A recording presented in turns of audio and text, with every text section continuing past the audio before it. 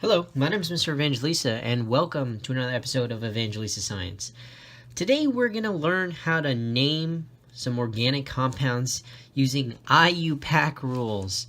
By the way, this stands for, get ready for it, the International Union of Pure and Applied Chemistry. Whoever thought of that? The International Union of Pure and Applied Chemistry. And we'd have to thank the people from IUPAC because they've developed a system that has created the longest word in the English language.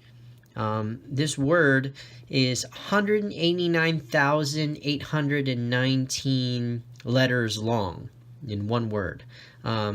It's kind of cheating if you think about it, because it is a science word. Some people don't count those science words in those competitions for the longest words in all of history, but that word is the protein tintin. It is used in a muscle elasticity, and it would take you about 4 hours to pronounce correctly in one go. So anyway, thank you IUPAC for that. So here's a little cheat sheet that's going to help us out today. First thing that we need to go over is you guys need, for IB Chem SL, you guys need to know up to the 6th. So meth is 1, eth is 2, prop is 3, bute is 4, pent is 5, and hex is 6. These ones, unfortunately, there's no real pattern. You're just going to have to memorize them. At least pent is, pentagon is 5 and hexagon is 6. So you can kind of remember those. But these, you're going to have to memorize them. One more thing. If the carbons are bonded together with single bonds, they're going to have the ending -ane. Ending in double bonds, we're going to have -ene, and if they have triple bonds, they're going to end in -ine. Now, here are some of the functional groups you will have to know. You will have to know more, but here are just some. The alcohol, which has an OH group, the aldehyde. The way I remember this is the aldehyde ends in an H there. Okay.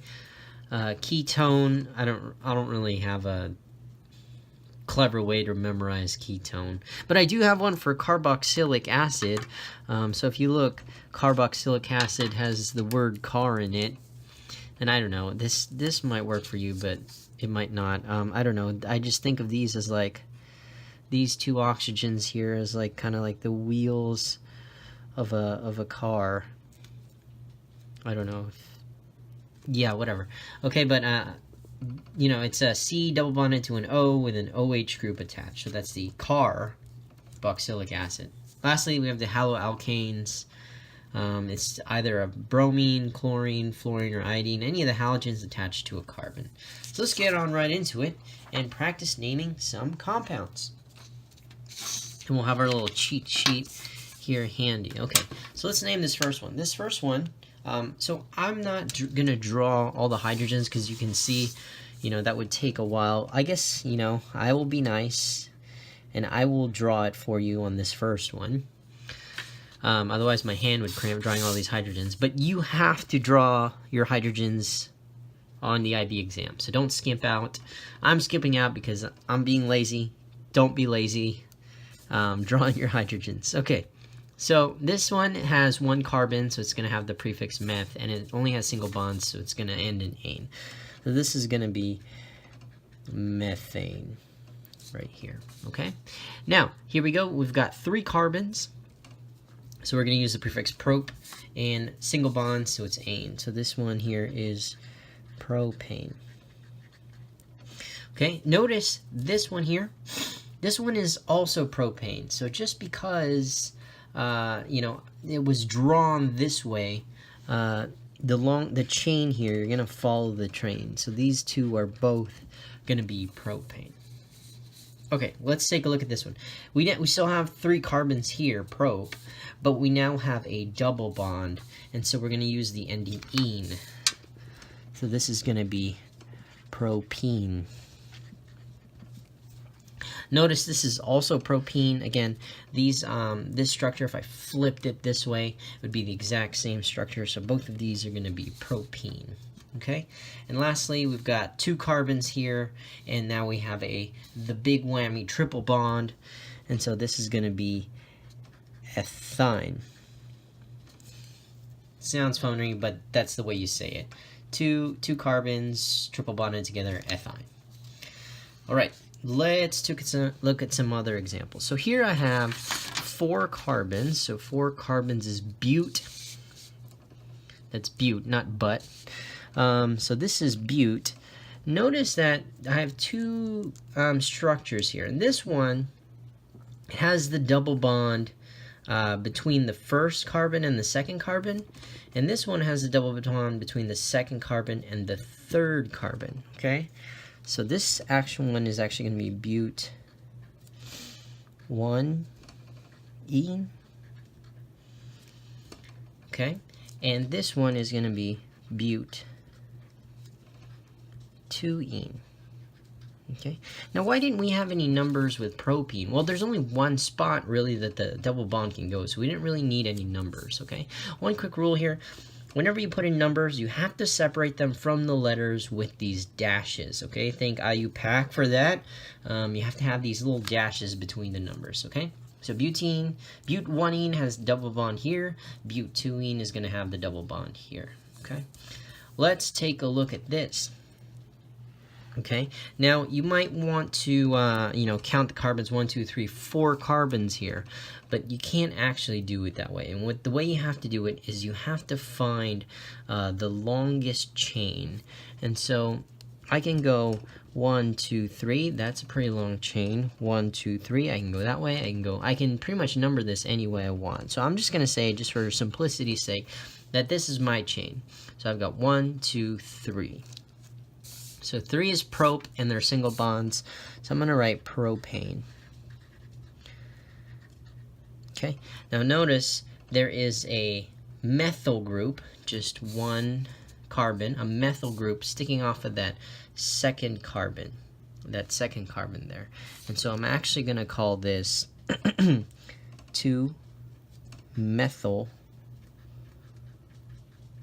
propane. That is the correct name for this structure here, 2-methyl propane. Okay. Now let's take a look at this one. Now you might want to call this one 1-methyl propane, right? But remember that, just like in this example of propane, I can draw it like this, or I can draw it like this. These little bends don't really mean anything. So the longest chain here is actually right there. And so this would give me a 4-carbon molecule, butane, with single bonds. Butane. This is in the cigarette butane lighters, okay?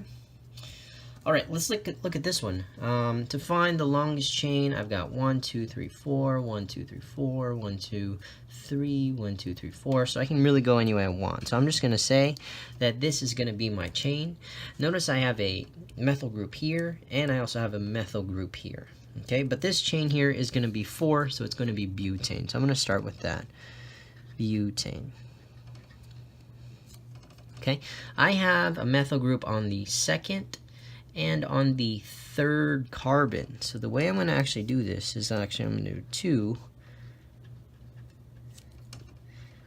2-dimethyl. This is all one word, so I'm just going to make this L really big. Dimethyl butane, okay? Notice one thing I did here. If you have 2 numbers next to each other, you have to separate them with a comma. And remember, always separate the numbers from the words with a dash. So this says that on the second carbon and on the third carbon, I'm going to have a methyl group. And the main chain is butane. Hopefully this doesn't confuse you the way I wrote it like that.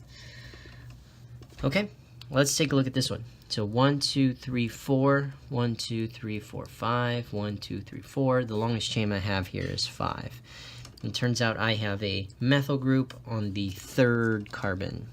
Okay, so this is going to be 3-methyl, and I have 5, so pentane. 3-methylpentane. Okay, now here, where can I make my longest chain? The longest chain is actually going to be looking like this. Okay, so these 2 structures are actually 1, 2, 3, 4, 5, 1, 2, 3, 4, 5 with a methyl on the third carbon. So these compounds are actually exactly the same. I'm going to kind of speed it up because I know it's already been however many minutes, and I want to get through this as quickly as possible. Okay, so here the term for this is going to actually be propane, and then alcohol. It's got an OH group, so this is going to be on the first carbon, propanol. Okay, that's this compound right here.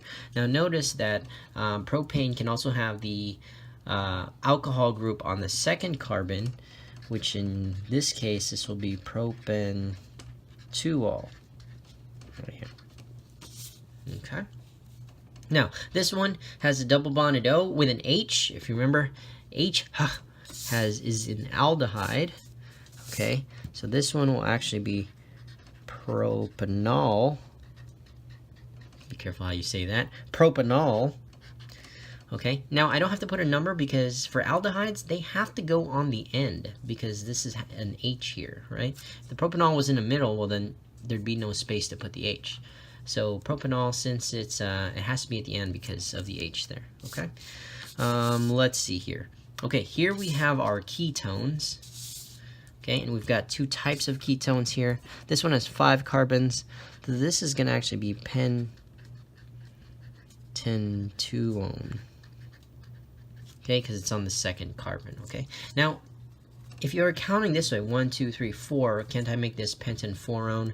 When we're naming things, you want the numbers to be as small as possible. That's why we numbered it this way, and we said pentanetone, okay? This one, it's on the third carbon, so it's going to be pentanthreone. Okay. Now, this one, let's do it down here. This one is a carboxylic acid. We see the 2 O's that would make the wheels of the car. I don't know if that analogy made sense, but this is a carboxylic acid. So this is 3 carbons. So this is going to be propanoic acid. Again, we won't have to put numbers because carboxylic acids always have to go at the end there. Okay. Now here, going on with our haloalkanes right here.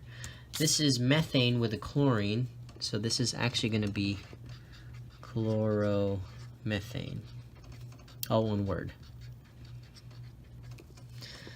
This one here has 2 chlorines, so this will actually be 1,1 dichloroethane.